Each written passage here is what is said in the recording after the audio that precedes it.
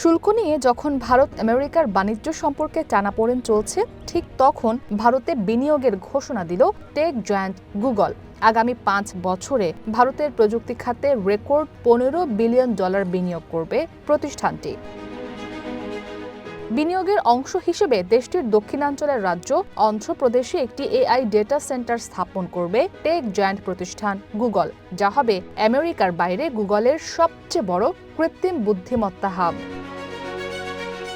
গুগলের এই নতুন এআই হাব ভারতের ব্যবসা প্রতিষ্ঠান ও ব্যবহারকারীদের কাছে আধুনিক প্রযুক্তি পৌঁছে দিবে বলে এক্স বার্তায় জানান প্রতিষ্ঠানটির প্রধান নির্বাহী সুন্দর পিচাই।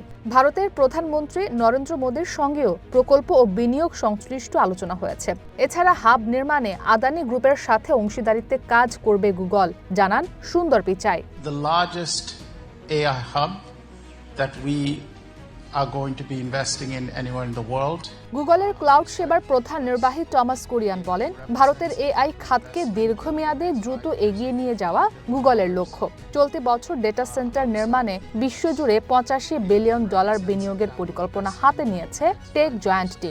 এক বিবৃতিতে গুগল জানায়, এই এআই হাবটি এমন এক কেন্দ্র হবে যেখানে কৃত্রিম বুদ্ধিমত্তার মাধ্যমে শিল্প, শিক্ষা ও উদ্যোক্তা খাতে এক প্রজন্মগত পরিবর্তন হবে। এদিকে ভারতের প্রধানমন্ত্রী নরেন্দ্র মোদী এক্স বার্তায় জানান, বিশাখাপত্তনমের গতিশীল শহরে গুগলের এআই হাব উদ্বোধন ডিজিটাল ইন্ডিয়া ভিশনের সাথে পুরোপুরি সামঞ্জস্যপূর্ণ।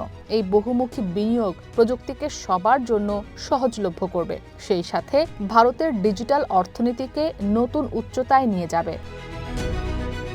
ইসরাত মুক্তি, ওয়ান ইন্টারন্যাশনাল ডেস্ক।